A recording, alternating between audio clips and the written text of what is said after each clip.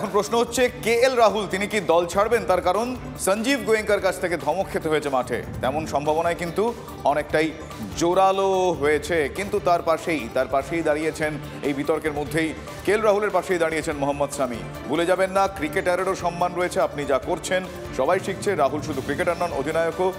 এই মুহূর্তে তাহলে যে প্রশ্নটা দিয়ে শুরু করলাম সেই প্রশ্নের উত্তর কি পাওয়া যাচ্ছে আমি জানবো। আমার সহকর্মী এই মুহূর্তে রয়েছেন অভিষেক সেনগুপ্ত। অভিষেক, এই জায়গায় দাঁড়িয়ে এটা একটা ওই মান অভিমানের প্রশ্ন এবং কিছুটা আত্মসম্মানেরও প্রশ্ন, কি উত্তর মিলছে? দেখো, একটা ব্যাপার প্রথমে শুরুতেই তোমাকে একটা জিনিস জানাই, সেটা হচ্ছে যে গৌতম গম্ভীর আজকে একটা ইন্টারভিউ দিয়েছে। গৌতম গম্ভীর তো এর আগে এলএসডির মেন্টরও ছিল। তো সেই ইন্টারভিউতে গম্ভীর বলেছে যে শাহরুখ খান কখনোই ক্রিকেটীয় ইস্যুতে কখনো নাক গলান না। মানে গম্ভীর তো এর আগে তোমার ইয়েতেও খেলেছে, মানে কেকেআর ক্যাপ্টেন ছিল, এখন মেন্টর। ফলে টিম মালিক মানেই যে ক্রিকেটের সব বিষয়ে নাক গলাতে হবে, এই ধারাটা থেকে কিন্তু শাহরুখ খানিকটা ব্যতিক্রমী। তো কিন্তু সবাই তো তা হতে পারে না। ফলে যে প্রশ্নটা তুমি করছো যে লোকেশ রাহুল কি আসলে টিম ছাড়বেন, দুটো প্রশ্ন একই সঙ্গে পিঠোপিঠি চলছে। এক নম্বর হচ্ছে যে দুটো ম্যাচ বাকি রয়েছে, 14 জুন এবং 17 জুন।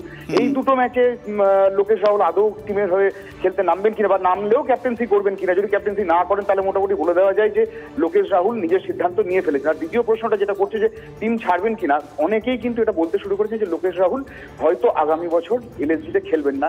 যেভাবে অপমানিত হয়েছেন তারপর এটাকে কন্টিনিউ করা যায় না। বেশ বেশ, ধন্যবাদ অভিষেক, ধন্যবাদ।